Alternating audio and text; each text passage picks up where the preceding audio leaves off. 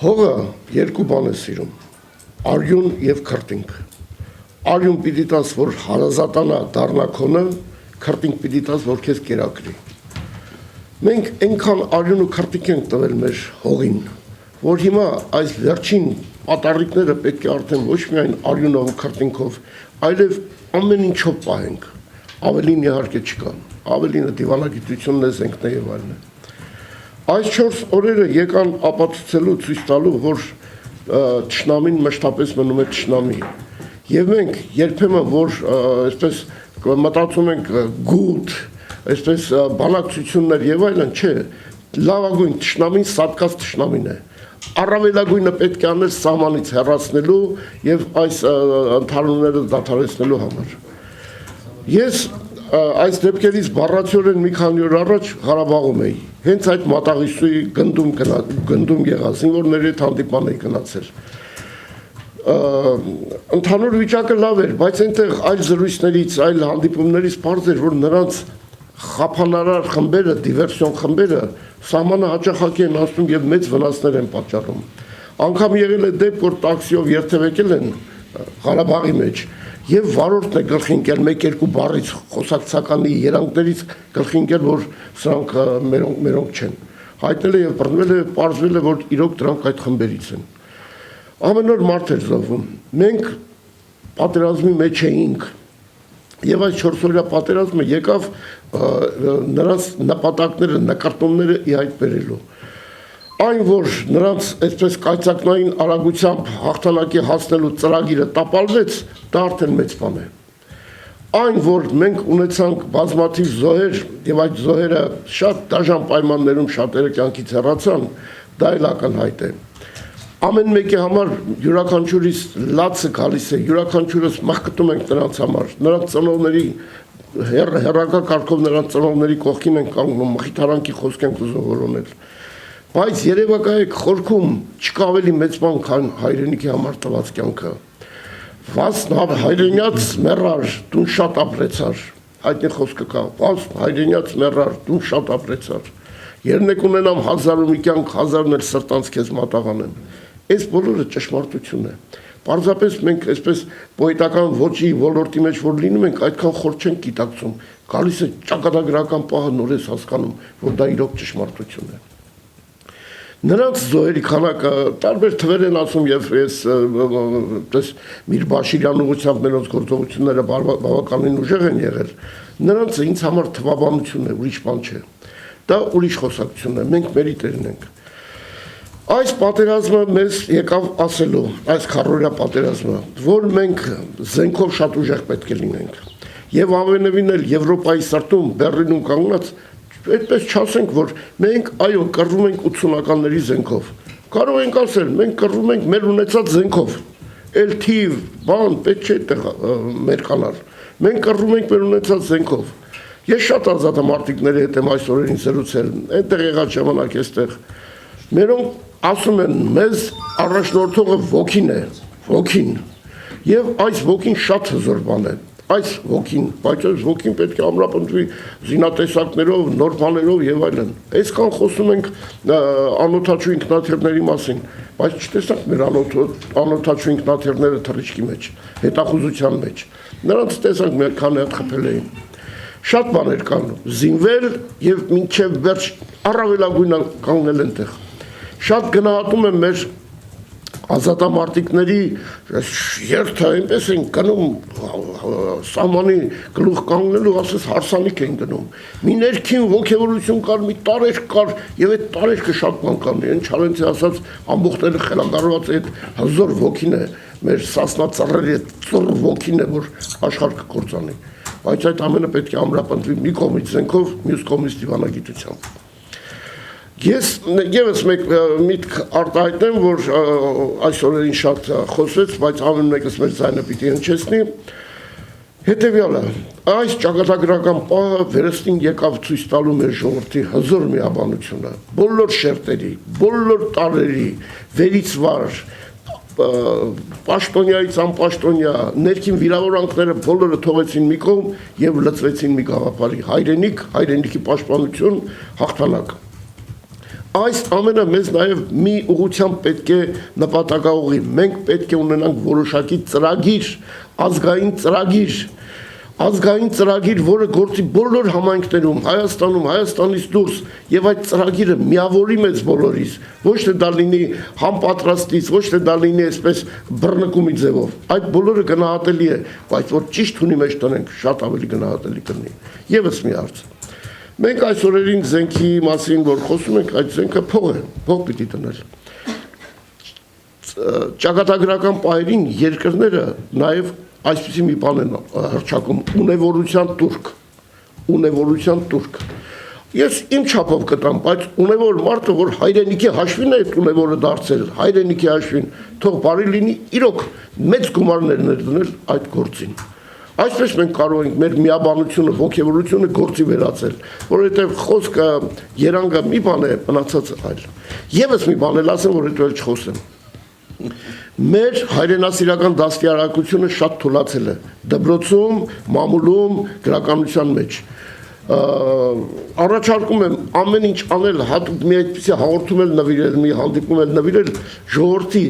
մանուկ սերնդի, մատաղ սերնդի հայրենասիրական լուրջ դաստիարակությանը։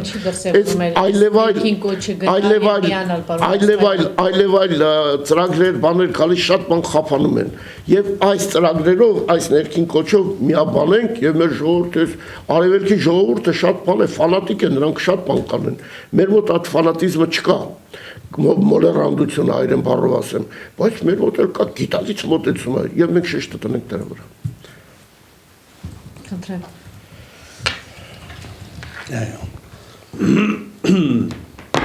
Ես կարծում եմ մենք կանգնած ենք երկու իրողությանց առաջ, այն ինչ որ տեղի ունեցավ եւ այն ինչ որ պիտի դառնա դրա շարունակականությունը։ Այն ինչ որ տեղի ունեցավ ապացուցեց մեկ բան, եթե մեզ թվում էր, թե մենք տակավին ազգ որպես չենք ձևավորվել, այդ մի քանի օրը ապացուցեց ճիշտ հակառակը։ Միասնական ոգին եւ գիտակցությունը, այդ համազգային կոչը եւ համազգային կոչի արձագանքը ինքնին խոսում է այն մասին, որ հայի համար մեծից մինչեւ փոքր հայրենիքը մնում է սրբություն սրբոց։ Ինչքան էլ մեր մեջ փորձեցին այդ գենդերային այլասերված գաղափարներով այլանդակել մեր տղաներին մտցնել իքականության կերպարի մեջ, մեր աղջիկներին ազատամտության գաղափարով ինչքան էլ փորձեցին կարմիր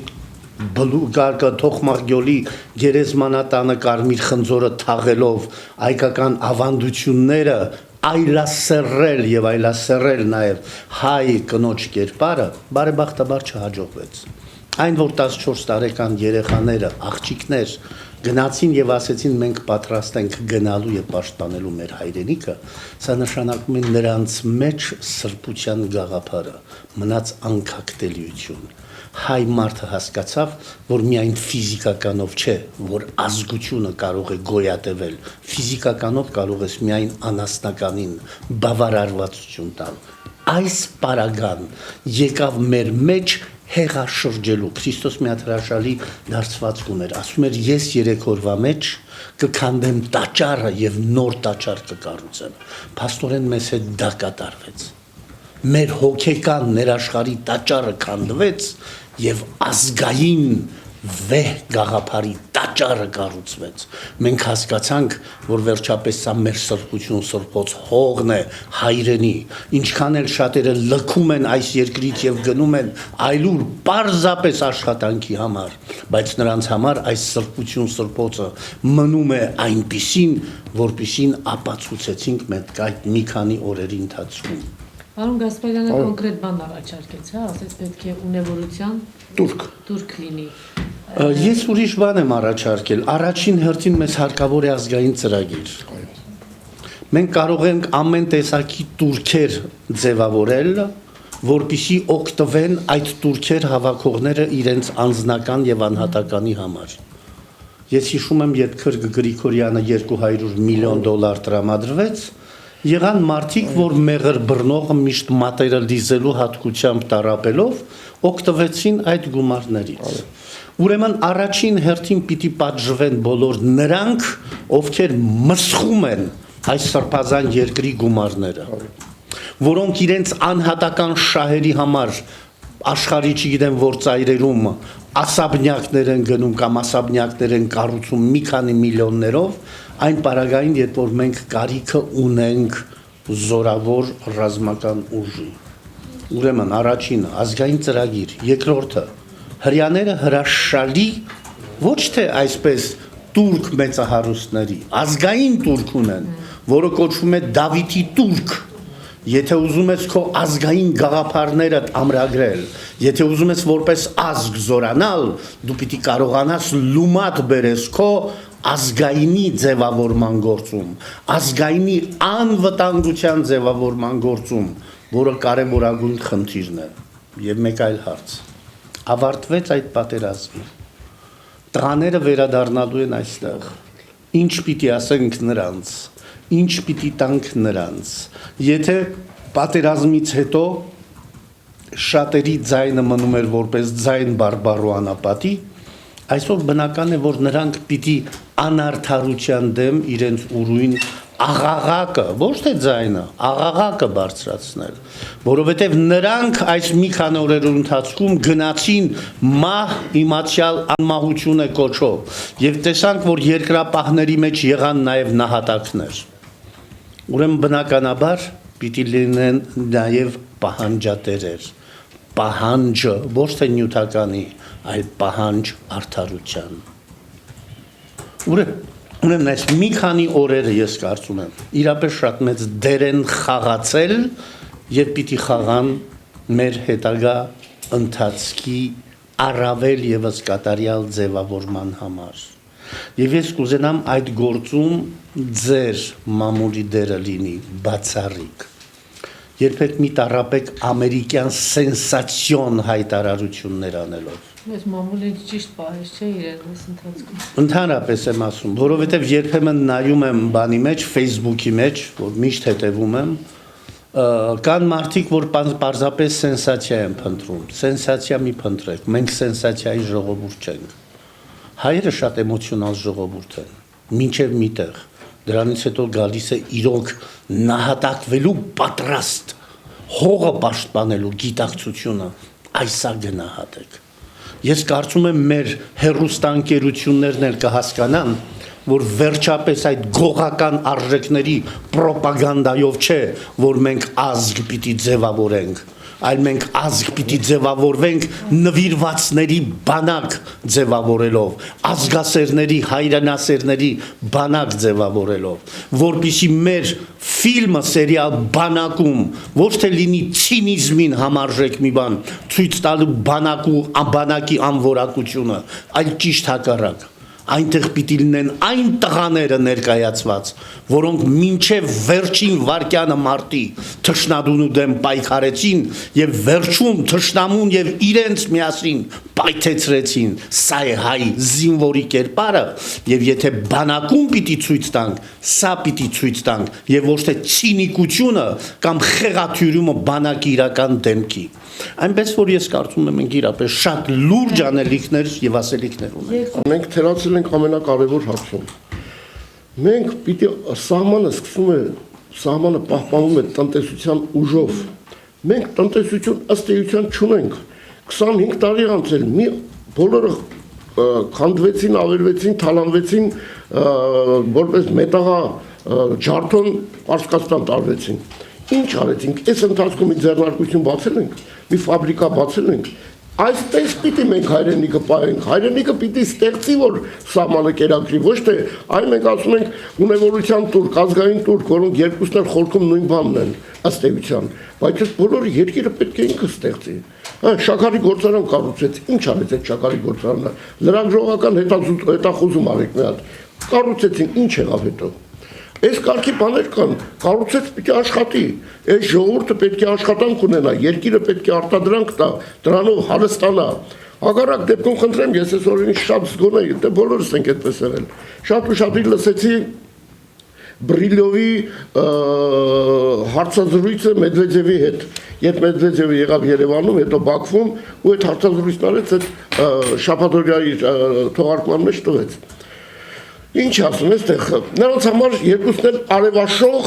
Հայաստան, արևաշող Ադրբեջան են։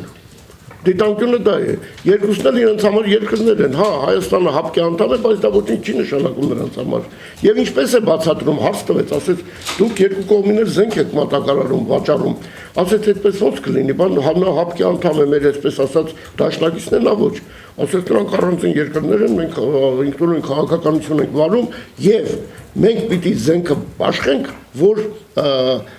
համապատասխանությունը պահպանենք։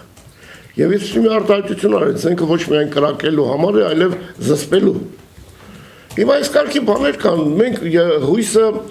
մեծ եղբայր նախկինում որ ասում են, այդ 15 թիվն էլ ապացուցեց, որ այդպես չի, ժամանակներն էլ ապացուցեցին, որ այդպես չի,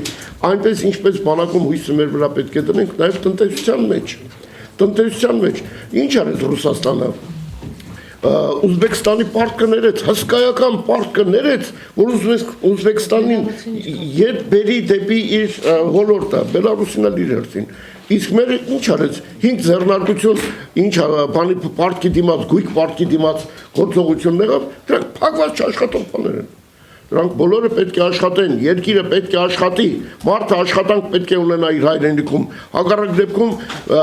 արտահոս խաղաղ բան է, բայց ի վերջո որ խորանում ես բոլոր սոցիալական խնդիրներ են, որ առաջին հերթին գնում են նաև սահման, եւ մի առաջարկություն էլ ունեմ։ Պաշտոններ տալիս, պաշտոնյաներ, պետական պաշտոններ տալիս, պետական պաշտոնյաներ նշանակելիս պետք է հաշվի առնեն նրանց ծառայությունը հայրենիքին։ Ազգային բանակում ծառայել է թե ոչ։ Եթե տարիքով է, զավակները ծառայել են թե ոչ, ընդ որում ոչ թե թղթի վրա ձևական այդպիսի բաներ կան, այլ իրական գնացել հայրենիքին ծառայել են թե ոչ։ Սրանք շատ կարևոր բաներ են։ Եվ մենք շրջանցում ենք հետո մի տիկնիկի դնում ենք այնտեղ, հետո սկսում ենք հիասթափվել ինքներս մեզանից։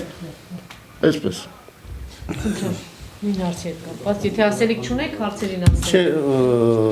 ես պարզապես մի հատ հարցը կրկնեք։ Մենք դեպքերից հետո անդրադարձանք, եթե անդրադառնանք անցյալին, ապա որտեղ ենք սայթակել, որտեղ ենք թերացել։ Մենք սայթակել ենք այնտեղ, որ անկախություն ձևավորեցինք առանց հասկանալու անկախություն ինչ է նշանակում։ Անկախ Հայաստան հայտարարեցինք առանց գիտակցելու, որ անկախությունը Ցիցերոնի խոսքերով նշանակում էր կատարյալ նվիրվածություն։ Երբ նա ասում էր ազատ ապրելու համար պետք է լինել ստրուկը օրենքի, կոչ էր անում օրինապահության հիմքի վրա ձևավորել երկիր, որը անկախություն կունենա։ Մենք սկզբից եւ այդ դա չարեցինք։ Սկզբից եւ այդ արժեքները դրվեցին ինչի վրա, որքան շատ կարող ես փոքիր այնքան քո օգուտն է պրինցիպի վրա եւ ոչ ոք պատասխանատվության ցավոք առաջ վերջնականորեն չկանգնեց, որը մեզ հասցրեց այստեղ այսօր, երբ որ Կարեն Վարդանյանը մեղադրելով պաշտպանության բանակի փող նախարարին, այո, որ ինչ-ինչ հարցերում նրանք չկամություն դրսևորեցին եւ այնինչ կարող են հայ գիտնականները անել հայոց բանակի համար դժբախտաբար չիրականացավ։ Ուրեմն ոչ ոք այսօր հարց չի դնում ինչու ովքեր են պատասխանում այս վիճակի, որ հայոց նախագահը կանգնի Եվրոպայի սրտում եւ հայտարարի, թե մենք 80-ական թվականների զենքով ենք պայքարում։ Երբ որ սրանից 1 տարի առաջ կարդացինք, թե 93 թվականին Սամվել Քոչարյանցը եկել էր Հայաստան եւ առաջարկել, որ ինքը կարող է ատոմային զենքի գաղտնիք ասել մեզ, որպեսզի մենք պատրաստենք, եւ հանկարծ լսում ենք, որ 6 ամիս հետո նա հանկարծամահ եղավ։ Երբ որ դեռ 3 կարդում էի մի հոդված, որ նորից նմանատիպ գիտնական առաջարկում է ստեղծել այնպիսի զենք, որ մի հրթիռով լուծի ամբողջ Ղարաբաղյան խնդիրը, հանկարծ մարդու ասածներին ոչ մի կարևորություն չի տրվում։ Սա նշանակում է ոչ թե հայրենին է կարևոր որոշ անձանց համար, այլ իրենց անձնական շահը, որովհետև եթե հայ գիտնականի ուժերով Հայաստանը սկսի իր արդյունաբերությունը ռազմական, նրանք այդ գետնում ոչինչ չեն կարող շահել։ Մինչդեռ մյուս պարագայում ռուսների հետ կարող են համապատասխանեցնել գները եւ այդ գնի մեջ ունենալ իրենց մասնաբաժինը։ Ուրեմն այդ պատճառով եմ ասում, մեզ հարկավոր է հայը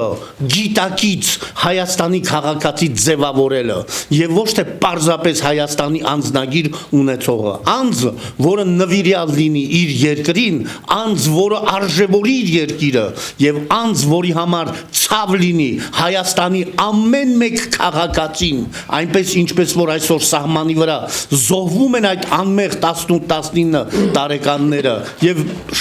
շատ քչերը կան, որ մտահոգ են դրանով, այլ բոլորի մտահոգությունը սա պիտի լինի։ Հիշենք Քրիստոսի խոսքերը, երբ 100 ոչխարից մեկը կորում է, թող 99-ին եւ գնա այդ մեկի հետևից, որովհետեւ մեկից է սկսում ամեն մեկ արժեք։ Այս գիտակցությունը մենք պիտի ունենանք։ Ստորագրելու, որտեղ խաղաղություն, հաշտություն բառերը արկա են։ Առանց սահմանների վերադարձի հասկացողությունը շեշտադրման, որովհետև հողը երբ առնվում է,